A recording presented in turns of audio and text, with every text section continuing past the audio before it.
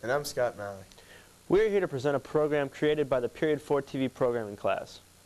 In our program today, we have a panel of smokers, some high school artists, 2 children's stories, and 4 video reports. Each of the students put a semester's worth of work into this program. That's nice, Eric. You know, there's a story behind these woods we're in. I heard that George Washington marched through these very woods during the Revolutionary War. No kidding. Our first video is on Washington Crossing State Park. Right back to one.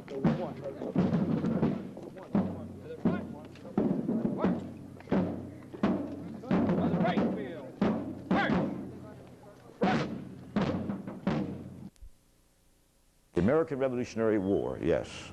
8.5 years of a war for which we were not prepared.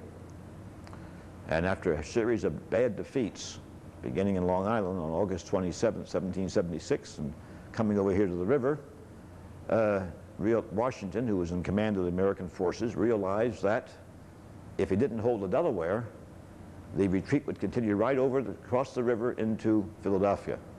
And the local cartographer said, George, if you let them cross the Delaware, there's no more rivers to cross between here and Philadelphia. If you don't hold the Delaware, you're going to lose Philadelphia. For more than anything else, we needed a victory to boost the morale at the end of the year, to keep the war effort going. So what happened was 10 days that saw 3 victories, 4 crossings of the Delaware River, and a terrific upset for the English, who thought they had everything in the bag. Looking back on it, the victories at Trenton and Princeton, combined with the victory the following year up in Saratoga, with Gates in command over Burgoyne, these 2 victories told our friends in Europe that we were not playing games with Mother England. The distance between here and Trenton is 8 8/10 miles. The distance of that Continental Lane in our park is only 1 mile. And that 1 mile has been kept more or less the way it was in 1776, which is simply rural and trees and so on. The only building we have is this building, which is modern, 1976. And of course the Ferry House, which is just a short distance up from the river, 3/8 of a mile behind us right here. And that is an historic building. It's been sitting there since 1750, and it was there that Washington, we feel, had his last command post with his officers making the final arrangements for the march into Trenton.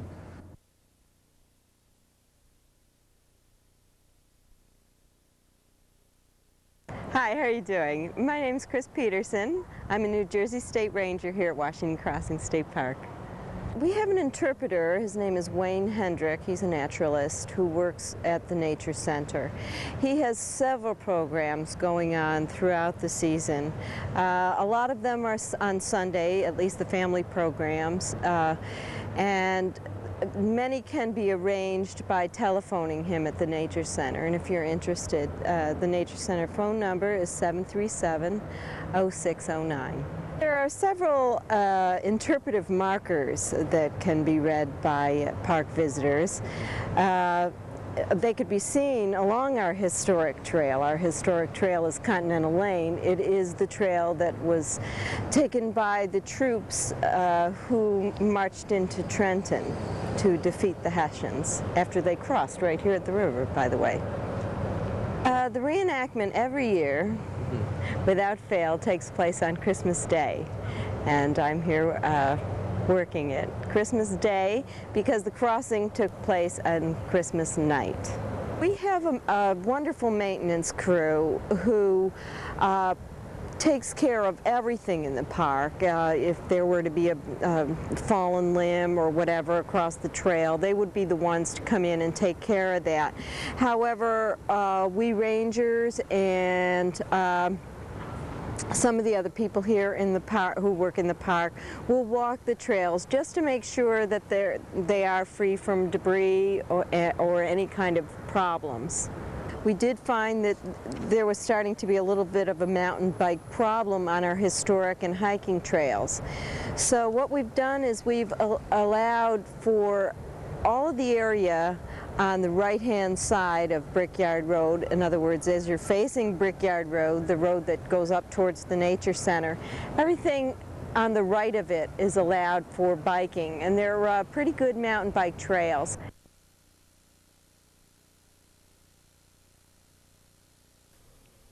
Whoa, that was amazing. Sure was, Eric. Did you know that George Washington made these chairs from the cherry tree he cut down? No. Well, actually I made it up. He really used oak. Hey, is that one of those tall tales? Our next video is about a little girl who told tall tales. It's a children's story written by Chris Dorner and Liz Alb called Megan. Megan? I read that for a book report last week. Is that so? Let's take a look at it.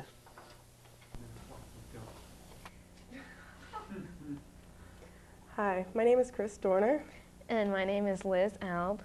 and we're going to be reading our book that we wrote for creative writing, and it's called The One and Only Megan. Once there was a little girl named Megan. She was the new girl in class that wanted to make friends. She had a wild imagination. One day, a happy boy named Alex ran into the classroom with a story to share with the class for show and tell. He told the class that last night, while on his visit to Grandma's, his mommy almost hit a deer. All kids listened with big smiles, but Megan had a better story to tell. She stood up in front of everyone and said, So what? My mom almost hit a moose in Princeton. All the kids laughed and laughed as Megan was accepted by all of her new friends. The next day, another girl named Becky came back to school after her long vacation in Florida. She shared with the class that her family saw all kinds of fish and even surfers. Megan once again stood up and said, So what? When I went to the beach, I saw that and surfing buffalo. I have pictures at my house. Becky was so mad because none of the kids listened to her anymore. They spent the rest of the time laughing at Megan's make-believe stories.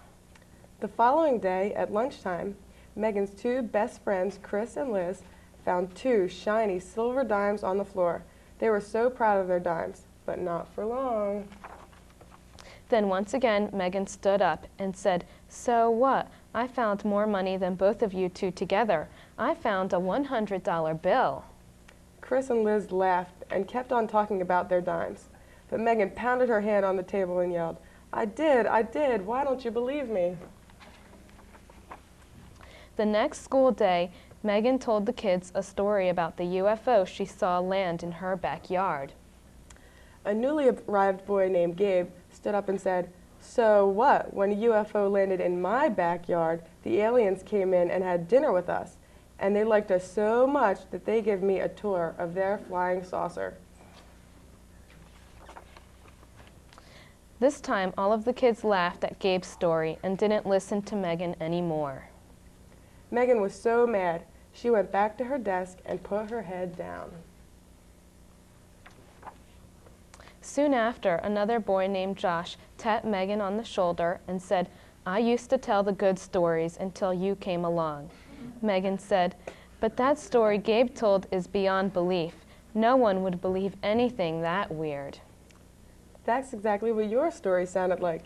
You didn't have to tell stories to be friends with us, Josh said. Then Megan said, I didn't? I guess Gabe will find out that you can't make real friends by telling make-believe stories like I did. I'm sorry. Josh said, It's okay. I've always liked you. As long as you don't tell any more stories, I always will. Just remember, be yourself. Moral: don't try to tell a story to beat the one you've heard. For if you try, you're apt to lie, and that would be absurd. Don't try to be more funny than anyone in school. For if you're not, they'll laugh a lot and think you are a fool. That was a wonderful little story, wasn't it, Scott? Yes, it was. Entertaining, yet educational. It's hard to find that mix in today's literature. I don't know about that. What I do know is I like cars. I can't get enough of those things. We wouldn't have to have any film on cars now, would we, Scott? Why, yes, as a matter of fact, I think we do. There's one group in the Period 4 TV programming class who dedicated their whole semester to just that subject. Really? Let's have a look at it.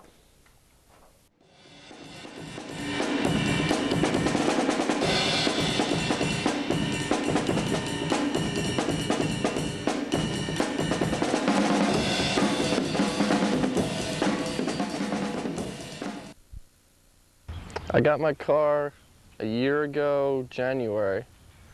It was like winter time. It was all snow on the ground, and when I brought it home, it was terrible.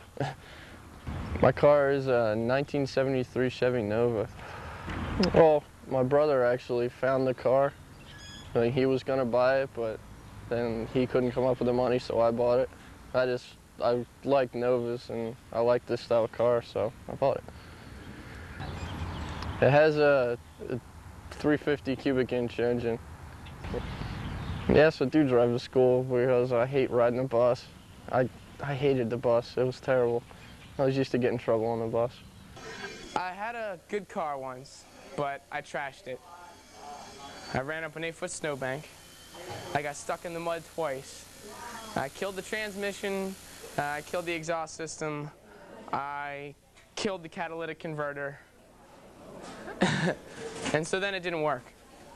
So I had to get another car. And this car's kind of cheesy because it's not as fast as the other one, and it's not as nice looking either, but it's still a car. It's a 1992 Plymouth Laser, and I got it because I always wanted a sports car. The first car I had was an Escort.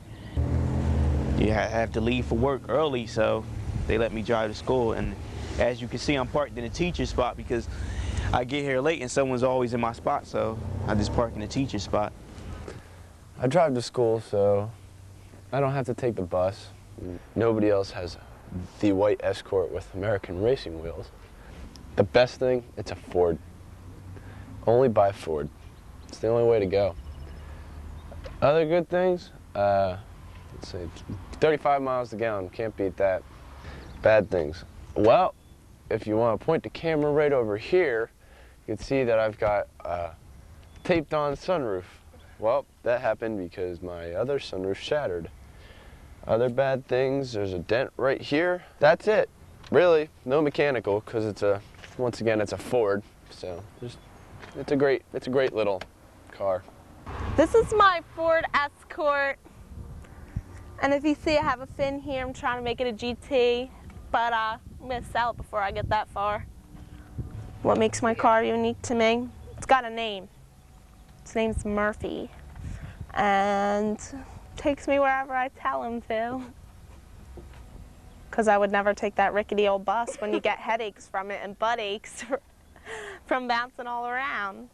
I have a small Japanese car. It gets very good gas mileage, but I don't like it because I don't feel as safe as I would feel in a larger size car. It's not as useful as a pickup truck. I'd like to have a truck or like a Chevy Suburban or a Bronco or something if I had the money to put the gas in it.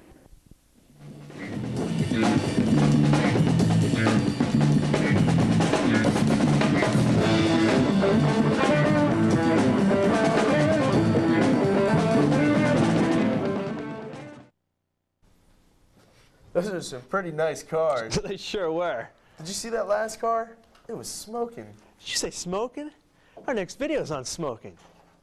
Danny Young, the school nurse, held a panel discussion with 5 Hopewell Valley students on their smoking habits. Let's take a look at it.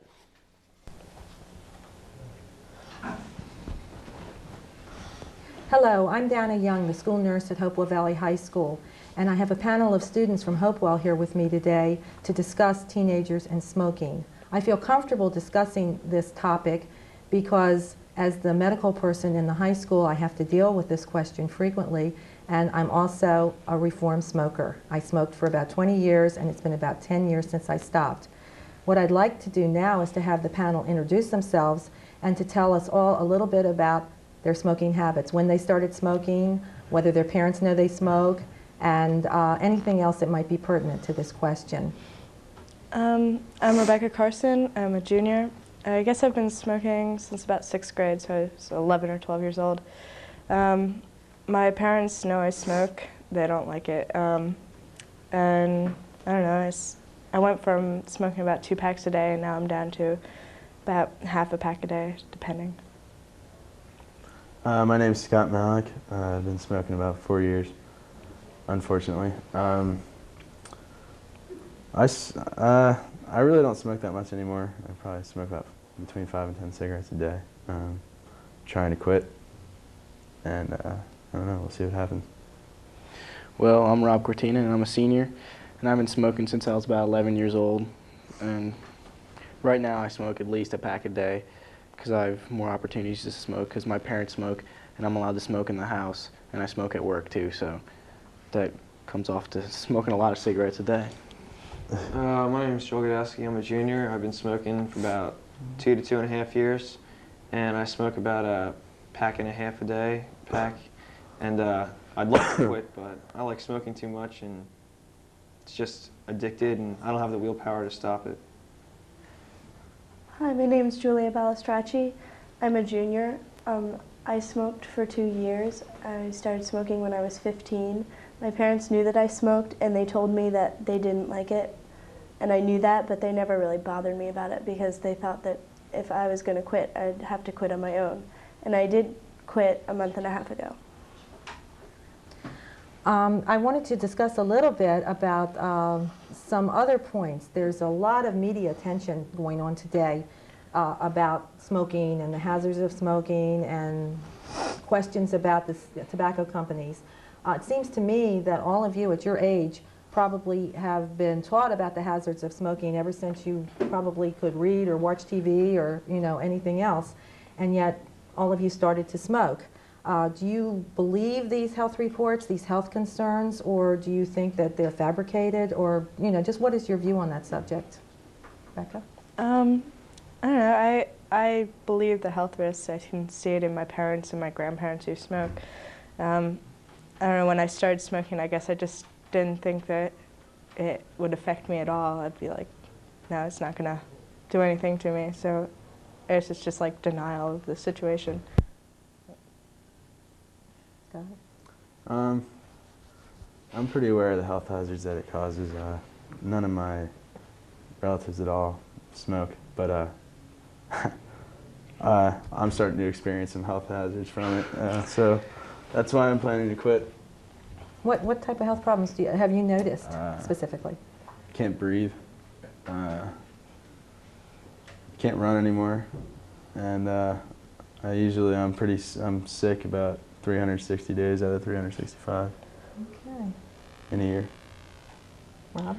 Well, I'm aware of all the health hazards, but I haven't had any symptoms of them yet, like Scott. But I don't know what to say because it's dangerous, but people are still going to do it. Everything today is bad for you, even though smoking is really bad for you because you're directly killing yourself.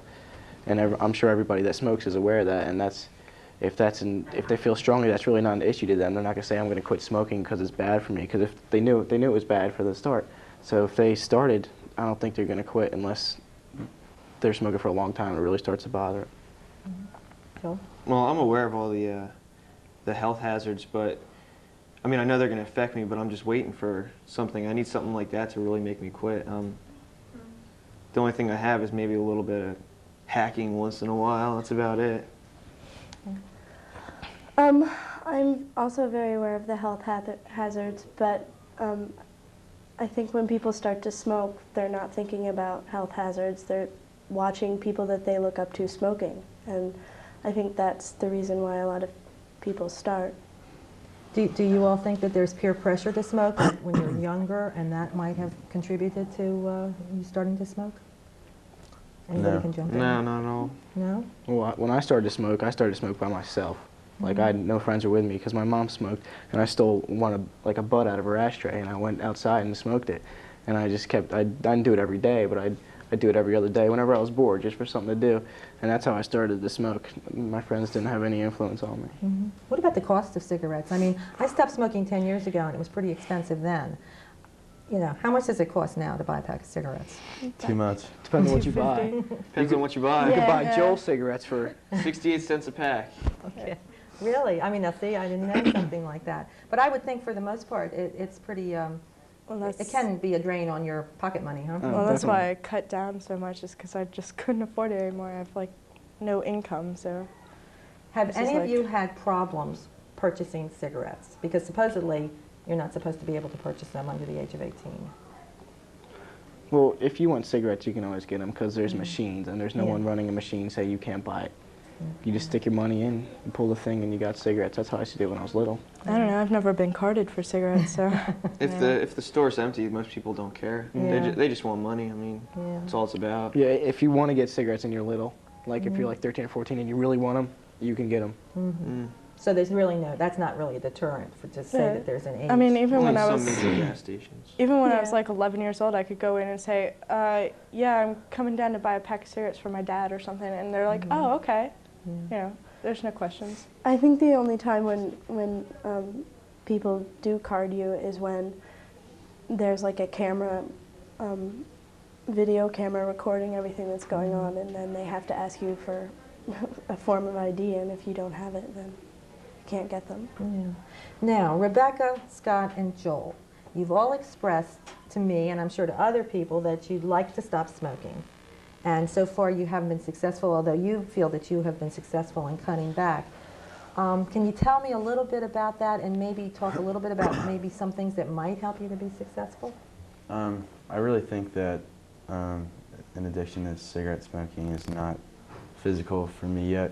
I think it's just a mental state of mind, because I've gone days without smoking at all, and it was, you know, there were busy days, like if on a holiday, if I go to visit my relatives, I won't smoke, you know, and it's just not on my mind, so it doesn't bother me. And you know, but another thing that's really a big drawback is your car. When you get in your car, it's like, start your car up, you light up a cigarette, you know, it's just horrible. It's just I think it's a real mental state. I don't think I'm addicted. I don't think I have a nicotine addiction. I think I have a mental addiction that thinks, you know, that makes me think I need a cigarette, but I really don't.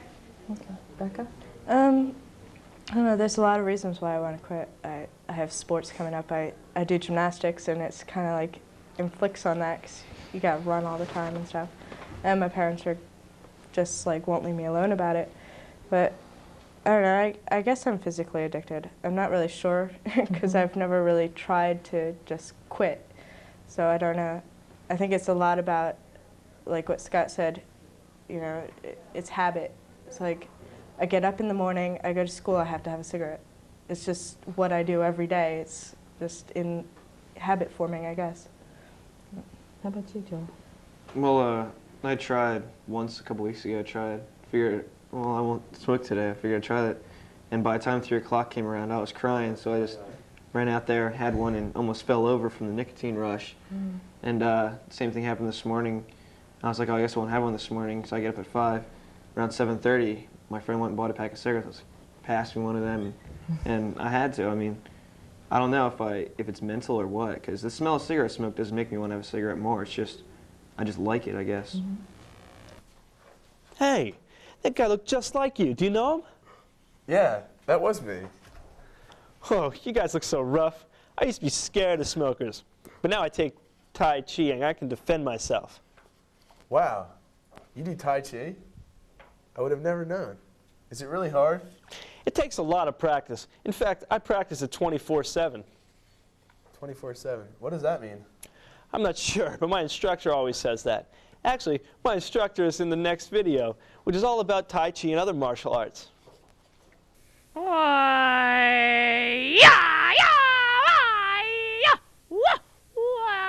Kung Fu and you. Basically, Tai Chi is what we describe as an internal art.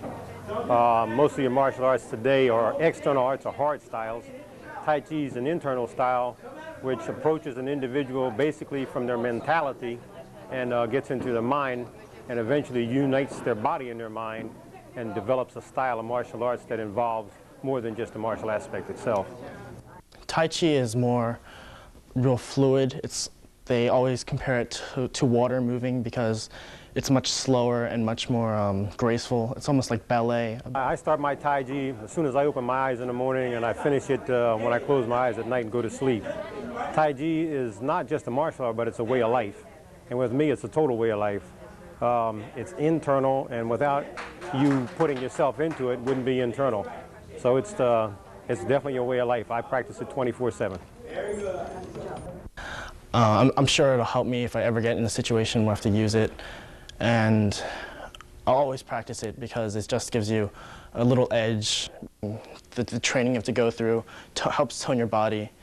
So, like, I haven't used it to save my life, but I have used it in everyday life, just practicing the mental and physical attenuation it gives you. Well, Tai Chi is definitely going to be with me until the time I lay down and die, so it'll be a part of me. I'd like to share that knowledge that I gain with others. Hopefully someday, I don't know whether I'll take a one-on-one instruction or a school, but definitely to take the focus of Tai Chi Chen and Chinese martial arts and share with others. I don't know, a lot of people don't know which nations martial arts come from, and that's a big thing that I personally feel when someone just says karate in general, but it's actually the martial art that comes from certain countries is very specialized, and it's really, people really strongly feel that their nation's specific martial art is more honorable, or they just feel more honor bound towards their specific martial art. I guess people think that when you first start Kung Fu, they'll teach you how to like defend yourself. And they don't. You have to learn basic things like the different punches and stuff, and you have to really get the form down before you can do it right, or it's just not going to work. Like, you can't just attack people. You can't use what you learned there. It's like if I decided I didn't like Chris over there, I was like, well, Chris is a big jerk. I think I'm going to beat him up. I can't do that, because if my school found out, I'd get kicked out. And if you get kicked out, you have to petition to get back in. And that's rare, and over there, you're guilty until proven innocent. So if our Sifu hears that you beat somebody up, then you're out of there. Like if somebody attacked me in the middle of the street, I could defend myself and seriously hurt them back. Like, I mean, there is like a drill that they teach you where I could break somebody's neck, you know, and I can flip them and kick them and they fall, and it's really fun. And you try it during class, and then you see that, because they teach you the form, and then they partner you up, and you try it on the other person, and it works, and you just get this you get this great feeling of like achievement. You're like, wow, man, if this happened to me in the street, it would work, you know. And you have to do it a little bit faster. But actually, it has, because they teach you breathing techniques. So when if I get nervous, like before a test or something, or if I'm just like having a lot of stress, and they teach you breathing techniques that can calm you down, and we meditate during class, which, I mean, if you've never meditated, you don't know, but like when you meditate, it calms you down a lot, and you're just totally like free and just out there. It's really fun. And you can just it really can calm you down a lot. If we get one more thing, we should have enough.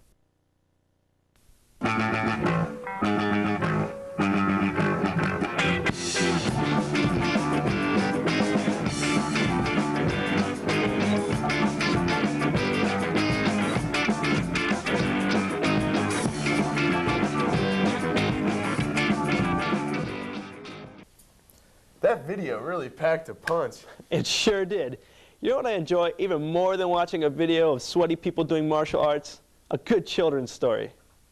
That's wonderful. We just happen to have a children's story written by Becky Swissler and Alex Bacha called Best Friends. Best Friends? I think I read that for a book report last week. Really? Let's watch it. Today we're going to be reading you a story called Best Friends. And this is Alex, and this is Becky, and they're monkeys. This is Alex. He is a first grader. Alex is very good at hopscotch because he has quick feet. There's his hopscotch, of course, back there. And this is Becky. Becky is in Alex's class. She is good on the monkey's bars because she has strong arms. There's Becky's monkey bars, and her strong arms are their muscles. Alex and Becky are best friends. Here they are holding hands. There's the hopscotch course and the monkey bars in the background. You see that? Yeah. Every day, Alex and Becky walk to school together. There's their school, and there's Alex's friends and Becky's friends. And all the other monkeys make fun of them because they are the only boy and girl monkey who play together. Alex's friends ask, "I can't believe Alex is friends with a girl." And Becky's friends say, "Why is Becky friends with him?"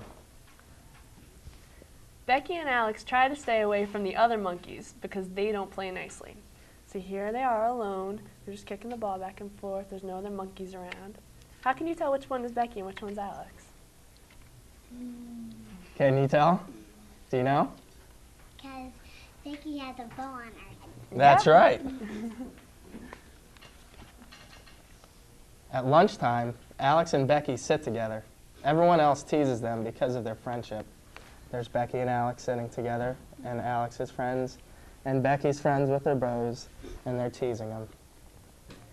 Alex asks, "Why does everyone make fun of us because we're friends?" He just doesn't understand. And why the question mark is there? She's not really sure. He's asking Becky a question. I don't know. Who wants to be friends with them anyway? Becky answered. Becky's kind of not too sure herself. But everything changed for Alex and Becky one day in gym. Here they all are in gym with the boy monkeys and the girl monkeys and Alex and Becky. Kyle. And the gym teacher, there he is with his whistle. Yep. Yeah. And today was the day of the physical fitness test. This would show which boy and which girl were most athletic. And they tried different things like running and jump rope and hopscotch and push-ups. The two biggest tests were crossing the monkey bars and seeing who was the fastest in completing the hopscotch course. There's the monkey bars, and there's the hopscotch course. I wonder what's going to happen. Everyone lined up for the monkey bars. See, they're all lined up in the gym teacher, and there goes Becky. All the monkeys had a hard time finishing the test and had to drop off in the middle. That is all except for Becky and her strong arms. She was the only first grader to swing across the monkey bars. See, she made it all the way across. All those monkey bars, and everyone else was so surprised. They couldn't believe it. The next test was hopscotch. Alex watched all the others try to finish the test. None of them could do it, but Alex knew that he could. When it was his turn, his quick feet made him the fastest and the only one to complete the test. There's all the monkeys, and they're all so surprised that Alex is doing so well on his hopscotch test. The teacher is impressed. The other monkeys were very impressed with Alex and Becky. From that day on, all the first graders played together, boy and girl. See, there's Becky and Alex. They showed the way. And there's, there's all their friends playing together. And now everyone can play together, boy and girl. Yep. The end. Do you guys like that story? Yeah? Yeah, you like it? Do you play a lot of hopscotch, monkey bars? You do? Yeah. Are you guys good at, do you do monkey bars? Yeah? Hopscotch? I do hopscotch. Hopscotch, yeah, that's pretty cool. I like I was the hopscotch man. I was pretty good at that. Well, thank you very much for coming and listening to our story today. Wow, that was a great story. It really taught me a lesson. Yeah, I agree. Hey, did you know that 2 girls we know work with children every day? I bet they'd love to borrow that book to read to the kids. Yeah, students with jobs. What a concept. I think we may even have a video on it. Wow, sounds interesting. Let's take a look.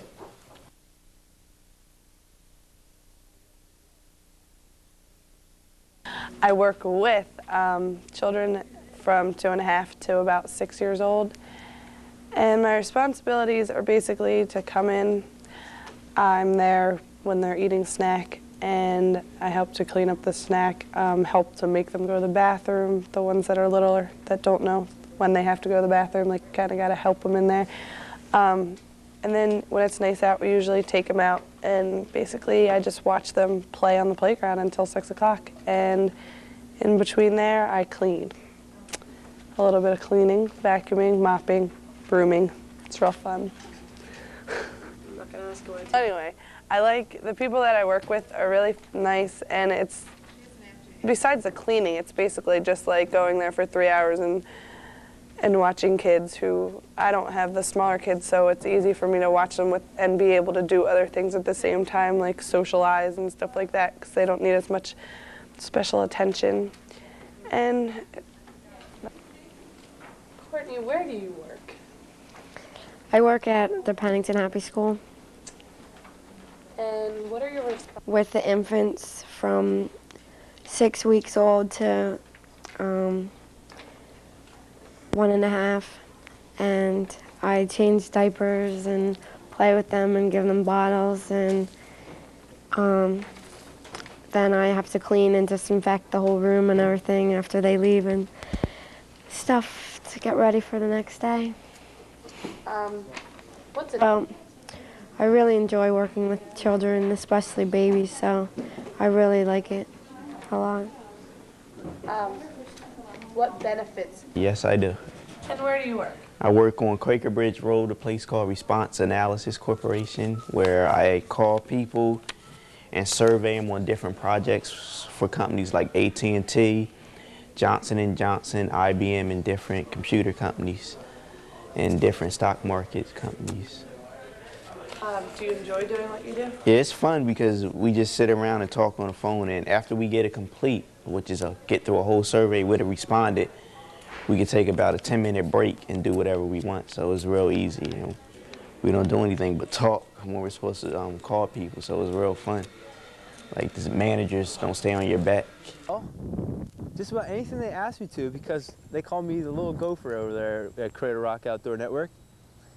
See, I shovel cow manure sometimes and pot plants and stuff like that in the front, or sweep the walk, or sometimes I'll work on the computer and type stuff in, and I'm gonna get trained to become an instructor this summer. You know, I'm gonna teach people how to climb and stuff like that, but I have to graduate first. Rob, do you have a job after school? Yes, I do.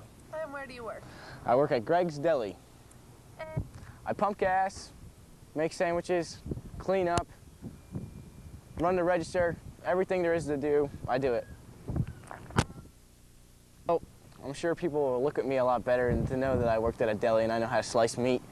So the people at Greg's Deli are really cool, because I used to go in there when I was little, and Greg's really cool and Kenny's real cool, and one day I just went there and asked if they needed any help, and I started working there, and now they're like a family. I think for the most part, Jen, it's a real positive, because I think it gives a kid an indication of what the work world is like, what world is like beyond the walls of the high school. I think it gives them a sense of needing to be on time and being responsible and following up on the things that they've been asked to do. Be loyal to your boss, never yell at customers, and be a hard worker, children. Thank you.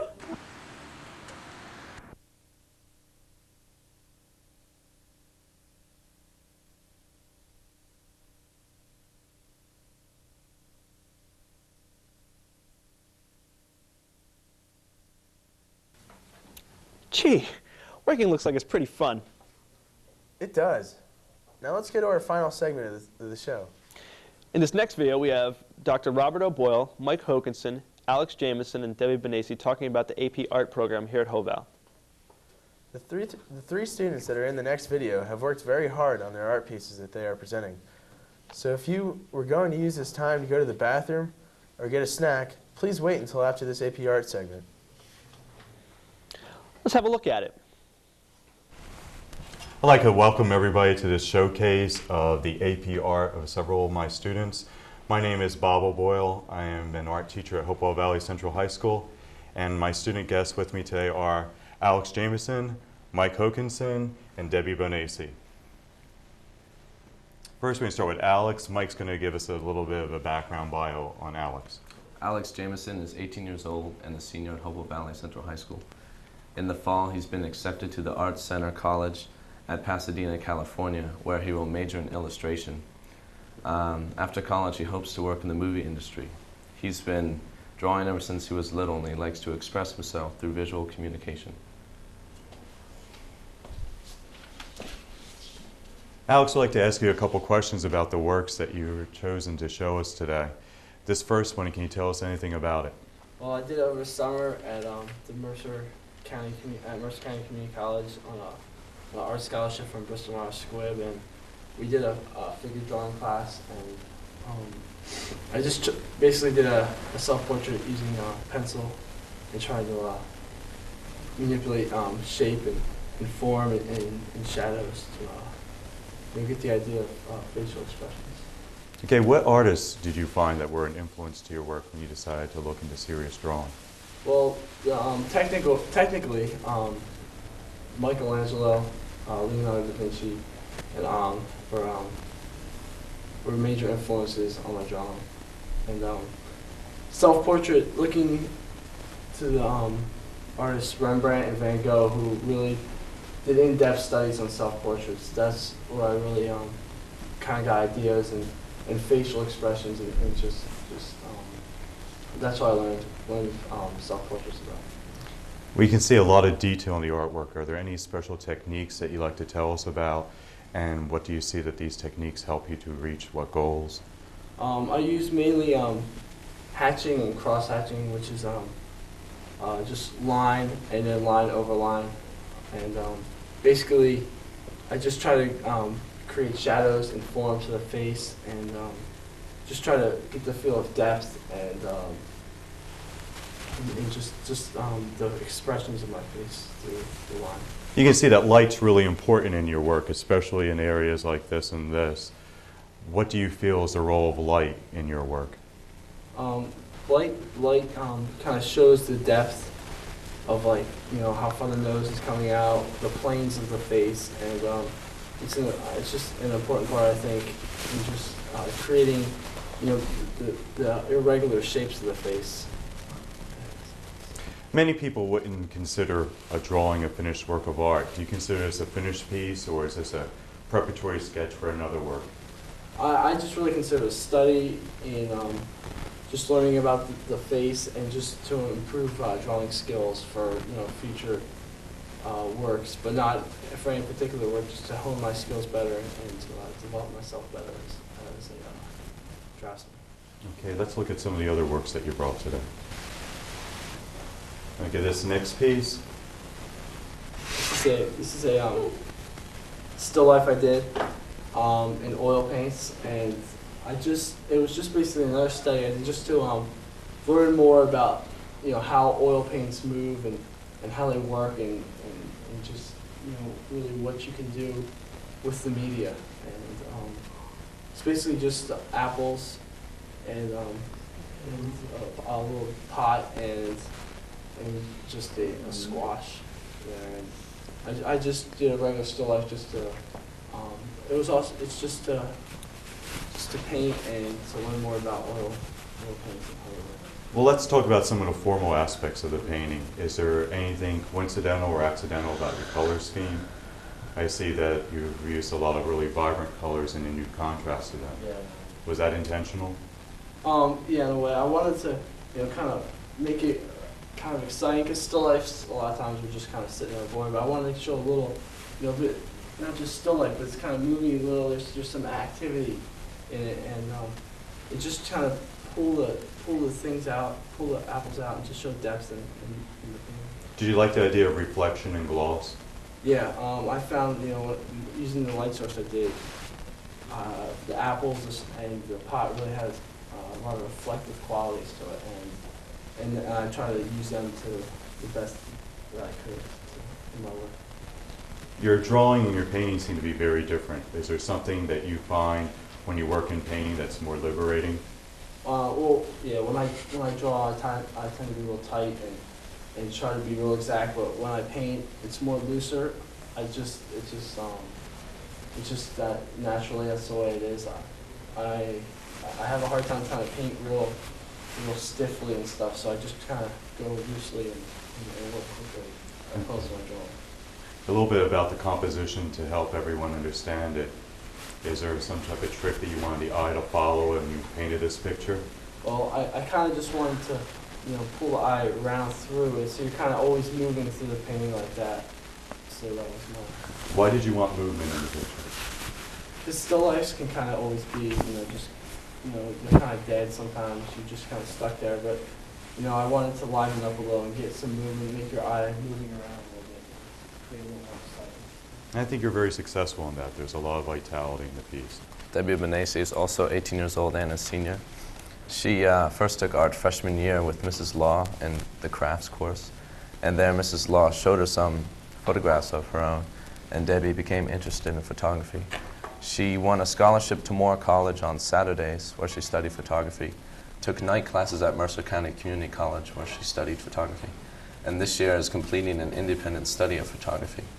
Next year, she is going to the University of the Arts in Philadelphia, where she will major in photography. She likes to show human emotion and feeling in her photographs. Thanks, Mike. Debbie, you want to tell us why you chose this double portrait for us? Personally, I liked how it was a double portrait, and the model is Beth Stiers, a Hopewell Valley student, and a very good friend of mine. I liked it because it did show human emotion and also motion in itself, about how the drapery works around the body, and her motion is being interrupted, and it shows deep thought. Okay, so you obviously have a very strong feeling about the model, which I think comes through in the photograph. Technically, what type of things have you learned through your study in other places? For example, studying photography at Lou Draper, at Mercer, or your studies at Moore? I've learned very much at both of the Moore and Mercer. I personally feel that I learned more at Mercer since it was a college course, it's college level. More of the techniques were such as there are many techniques as dodging and burning, and that you can use filters for different pictures to change the mood and change the tones of grays. Okay, when you use those terms such as dodging and burning, were any of those exercises used in the development of these prints? Actually, no, they weren't.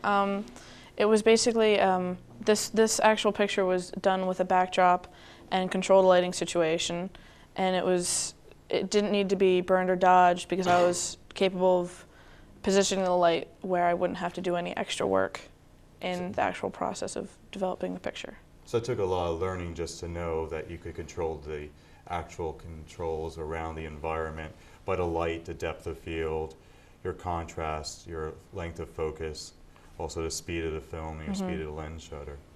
And it seems to be very successful in these. Okay, let's talk about one of the other pieces that you brought today. Okay. Would you like to tell us about this black and white landscape? It's actually a close-up. When I was going to Moore on Saturdays, I was given an assignment to interpret a black and white photographer. So I chose Ansel Adams, who's an American photographer. He takes many pictures from California and around like nature pictures. And he has this one picture, has ferns and leaves, and it's near a creek, and which I had actually in my backyard. So I went back and I was just exploring around and I saw this and it just reminded me of it. So I took the picture and was actually quite satisfied with it. What are the qualities about this picture that you respond to? That it's, I didn't have to change it very much. It's basically a gray picture. I could have changed it with filters, which can alter, like it could go from black to white, or I can make it a very dull gray color. But I chose it to have like a nice gray color. It does have many tones, but it's mostly in a medium gray. I think it's a richer picture than what you give yourself credit for. There's a wide range of very light to very dark black, so it makes it a rich picture to view. What about all the detail in it? Do you find that that's part of the things that you're trying to do? Because it seems to be such a busy picture. Yes, the way I set it up was with the ferns at the top draping down, and it's the direction of the ferns, and then this very odd flower actually was red, but it's a black and white picture. So I liked how the ferns were draping down and almost pointed to that single four-leafed sprout, I guess I would call it. And the detail, it's busy, but I still pick up the two major things in the picture. Do you find that your learning to draw and learning to paint has helped you to decide what type of compositions will help you as a photographer? Oh, absolutely. The way you set up a picture, it depends on the whole piece, not just a part of the picture is important. It's the area of the whole page or picture is very important.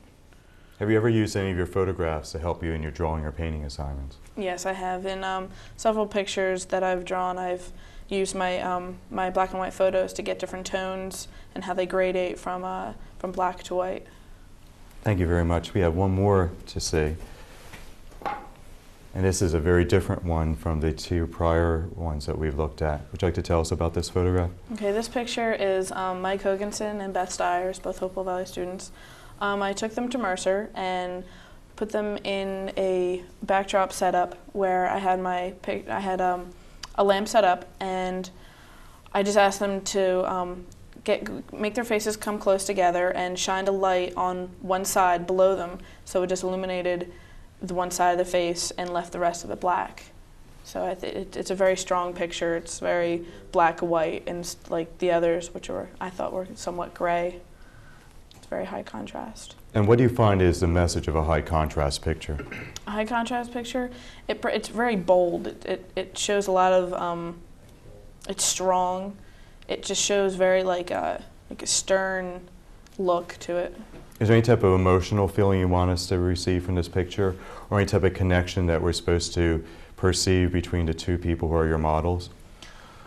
Emotion-wise, it's almost like, I don't know, you could almost put a story with it. Like, maybe you could like say that they were just in a fight, or that it's just a very, I don't know, I think it's almost like a spooky picture, where it's very dark and very light, and only certain parts of their faces are lighted up, and by those lighted areas you can tell what the image is. So you see it almost as a narrative so that the viewer can connect what the rest of the story is going to be about. It's very interesting why you've chosen that. What about the hair, since it seems to be very luminescent? Beth's hair, who's on the right, it was cascading down the side of her face, and it separated the two faces, and I liked it how it was stringy, and since because the skin is a lot different from the hair, the skin is very smooth and definite, and the hair was just kind of scattered on both sides of her face, and it defined the difference between the two faces. Have you used this photograph to be interpreted in any other art form? Yes, I did this in a pencil drawing, and I also did it in a ink drawing.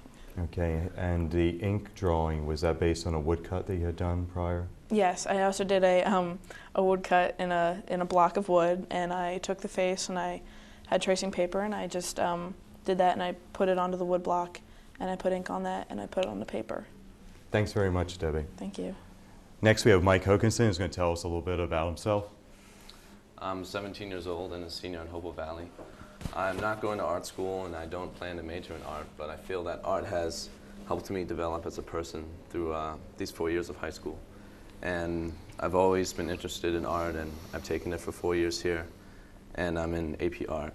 And next year I plan to go to St. John's College in Santa Fe, New Mexico, to study their classical program, and after that hopefully go on to medical school. Mike's a Renaissance man. He's also our resident school critic on cinema. So if anybody needs to know anything about current film, Mike's the man to ask. Mike, you want to tell us a little bit about this pen and ink drawing that you have for us? Okay, this summer I went to Yosemite National Park, and I brought my camera along with me, and I took a lot of pictures and stuff. And I'm also, like Debbie, I'm also interested in stark drawing, black and white, contrast, and so for a project, I combined two pictures, one of this hillside and this dead tree, and another one just of this mountain. And I put them together in one composition and used ink pen for that, and used the techniques of hatching and cross-hatching to create shade and shadow and definition and form. Yeah, this is a very linear piece for you, where Yes. most of your pieces tend to be more concerned about mass. Can you tell us what this positive versus this negative space, if that means anything to you? Well, it is snow, and then it also sort of pops out as the viewer, and maybe you can see like a face in it or something that wasn't there when I drew it, something that speaks to the viewer, that's individual, that's unique. So you see emotional content being a very important element to all artwork? Yes, definitely. Why do you find that the psychology of imagery is such a valid argument, especially in a day and age where there's mass media communication and people don't tend to really look at images anymore? Well, the artist in any form, in music and dance and visual communication, can really express creation and express things that can't be expressed through a textbook or what we learn in school. So to put feeling on paper is very valuable to anyone of any age. You also use photographs, you said. Is that part of a diaristic element that you're keeping? No, it was only for that project really that I used photographs and integrated it into my art pieces. Okay, could you tell us about this second piece that you brought today? It's very different in feeling. Yes. I've never taken figure drawing classes before this year, and I went to the Princeton Arts Council, and I started with charcoal, and you do what's called a croquis, which is a real fast sketch, like 3 minutes. And then after a couple of classes, I got a little better at handling the form, and I especially think the female form is a lot easier to handle. And a friend of mine went with me, and she lent me a brown Prismacolor pencil, which is just a nice colored pencil. And this is the last drawing, which is like a 45-minute pose. And I found that the soft tone of the brown Prismacolor really captured like a vitality to the figure and a lot of emotion, and it's real soft and light and beautiful. What type of artwork do you look at for your own personal enjoyment? Are there specific artists that you turn to? I like a lot of the Renaissance artists. I think they're definitely the masters in history, art history. I like a lot of abstract, modern things. It's difficult to say what appeals to me since it is abstract. It can't be expressed. It can be expressed visually on paper or on canvas. But I like Palladino. I like Picasso. You respond to the figure very different than the artist that you mentioned, especially very different also from the way you responded to the environment in your landscape drawing. Is there some special problem that you see when you deal with the human figure? Well, in the other drawing, the dead tree lacks life, lacks vitality. And this is a human being, someone that I was not taken from a photograph that I was actually looking at. So it's different. I treat the body, there's like a sense of warmth about the picture because the body is warm, because she was there right in front of me. I wasn't looking at a photograph or something dead. So I had to treat it like that. I think you made a really important point when you said responding from life is very different from a photograph. Could you tell probably a little bit of something to the audience who may not be familiar, what the difference is when you're dealing with something that's two-dimensional, it's already flat on its space and you interpret it, then when as an artist you have to interpret three-dimensional space and transfer it to a two-dimensional surface? Well, when you look at a photograph, you can see that it's like a still frame of life, but it doesn't capture everything. It captures what you see, but not what you feel. And that's really the major difference, feeling and thinking, intellect and emotion. So if this was a photograph that I had copied, it would not feel the same to the viewer who was looking at this finished picture. So as she's there in front of me, I can capture feeling, I can capture emotion, because that is what she's emanating. A photograph cannot do that, since it's just visually a cutout of 1 second of your life. Right, and it's a step removed as a mediator, or also can be an interference in your perceptions. Yes. I think it's a real tribute to each of these students that we've been talking with, that all of them, not only having pursued serious art study in the high school, have also sought serious study outside of the school district, whether on the college, Saturday, or summer programs. I'd like to thank everybody for their kind attention and also for their support of the arts and the arts community in the high school. Thank you very much. I'd like to thank the production staff and the students of Hopewell Valley Central High School for making this program possible. I hope you enjoyed the program that you've seen today. Thank you very much for taking the time to watch. I'm Eric Richmond. And I'm Scott Malik. Goodbye from the television studio at Hopewell Valley Central High School. Never doing that again. Jen, is your arms